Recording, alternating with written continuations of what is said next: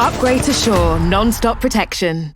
Let's go live to Gail Davis, though, first of all, in Sydney. And Gail, after a wonderful fairy tale of a summer this end, a winter your end, what is the overall conclusion from that? Positives to take, but a severe dejection for England. Yeah, really, really flat and disappointed fans coming out. But all of the ones we've spoken to felt that it had been an amazing few weeks. I think if everybody was honest, no one really expected England to be here. They came into this competition with so many injuries and retirements and not on incredible form. So to be here, they're very, very proud of what their side has achieved. Saying that, when you come to a World Cup final, you want to win it, don't you? And England totally outplayed in that first half, going a goal down after a Lucy Bronze mistake in midfield. Serena Vegman, we've talked about how brave and bold she's been during this World Cup. She made those changes at half-time. On came Lauren James, on came Chloe Kelly, changed that system to try and protect that midfield where England were being totally overrun.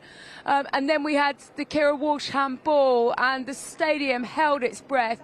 Mary Earps, who's been absolutely magnificent during this tournament, saving that penalty. And at that point, I think England fans, having sat through so many games where they've gone behind, where things have been against them, certainly the people around me kept saying it's okay, and Serena, we trust. We've got the players to come back. Up went Millie Bright up front, as she did against Spain in the quarterfinals. But this time England couldn't find that goal, and it just felt like a game too much for them. And for Spain, I mean, the celebrations were huge at the end. We know they came into this tournament under a bit of a cloud. Behind the scenes, there are various players not there, some are there. Well, the ones that turned up today were absolutely magnificent, technically brilliant, and it is them that lift their first World Cup. And for England, I think the fans will go home. They've enjoyed the adventure. They've enjoyed the past few weeks in Australia, and they say next time it's coming home, because this time England came up just short. Absolutely, Gail. And did the fans give a sense that they were frustrated, maybe that England couldn't get that head of steam just because Spain got the goal and then was so good with the ball? I think with England fans, what they've come to expect is that England have produced, you know, a game, a plan A, a plan B, a plan C. And Serena is tactically very, very good. And I think if you think back to the beginning of the second half, when she'd made those changes, Chloe Kelly, there was certainly some space to be exploited, wasn't there? Down her side on the right, she put in that wonderful cross, and Hemp's ball just went wide. And I think at that point you thought, OK, this is good. What Serena's done has worked. Lauren James couldn't really get herself into the game in the way that many had hoped. Alessia Russo was taken off at half-time. Rachel Daly taken off. She looked like she was carrying an injury. I think Lucy Bronze is carrying a bit of an injury as well. And I think because there were so many key personnel that were missing going into this, I think Serena's had to play a lot of the same players a lot of the time. And I just think they just run out of steam. They just lacked that cutting edge, didn't they, today, that England, you know, have so often come out with. At some point, that little bit of luck goes, doesn't it? You really don't want it to happen on such a big occasion. But Serena's magic didn't quite, the magic stardust didn't quite work today. And yeah, it's just a huge opportunity miss when you think about the teams that haven't made it to this point, the likes of Germany and the USA, because they'll be back stronger as well. And I think England really felt that they had a head of steam, that there was a huge amount of momentum behind them. But as a lot of people have said to us all week, Spain, technically very, very gifted, and they're playing for a huge amount because of all that sort of siege mentality that's going on within their squad. And, you know, that they will be absolutely delighted to come away and lift that trophy. Absolutely. We're seeing scenes in the stadium, Gail, as we're speaking here. Aitana Bonmati has won the Golden Ball Women's Player of the tournament, but Mary Earps with the Golden Gloves, just how impressive has she been, and today and throughout the tournament? Is this a superstar now in British sport? I think I spoke to Mark Schwarzer before the game, and he knows a fair bit about goalkeeping, doesn't he? He said, you know, she's absolutely the best. She was FIFA's number one, remember. And if you think back to the Haiti game, you know, she didn't have very much to do all day, but she pulled off an absolutely fantastic save. You think about some of the key saves she's made throughout this competition, the penalty shootout against Nigeria. Her reputation now is that she's so good in that position. You could almost see the doubt as Spain went to go and take that penalty. It took a very, very long time.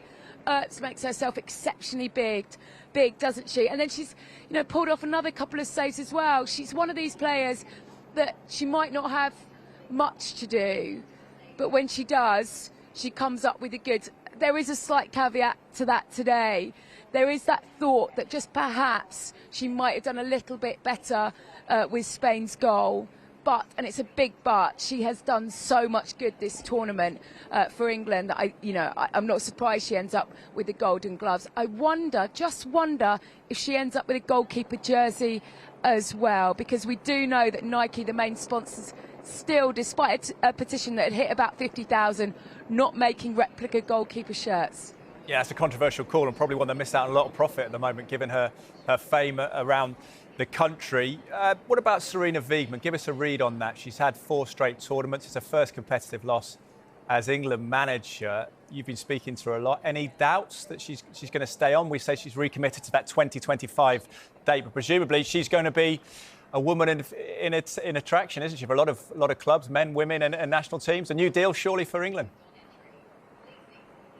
Yeah, I'm going to go and speak to her hopefully in the press conference in the next few minutes. I mean, she's been absolutely magnificent throughout the last few weeks. And, you know, we talked a lot about this serenity and calmness that she brings. And, OK, England came up short today, and nobody will hate that more than her. But what she's done with this England team in the last sort of 18 months or so is pretty extraordinary. She took a team and won the Euros. She's then had to rebuild this team almost week in, week out during this tournament, because she came in and by her own admission, she said she can't remember having to deal with so many challenges. So she's rebuilt that team there, and she will have the hunger to go again. I think she's such an impressive coach. She's got a real warmth about her, but there is that element of no nonsense as well. And I think she lets the players express themselves, be themselves. And she was talking, because the Gareth Southgate question came up this week. She says, I'm really, really happy in my job. She says, I think people quite like me and they seem to think I'm doing a good job. So, yeah, I'm going to stay. And it's kind of sometimes as simple as that in Serena's world. I think she will feel there's a little bit of unfinished business for this team. And if you look at this team, not many people are going to be moving on. There's still a really, really young team. So she'll look at that and think that she can probably build into the next Euros, into the next World Cup. And really interesting, because it's the Olympics next year as well. And Team GB will have a team. We don't know who's going to take that yet.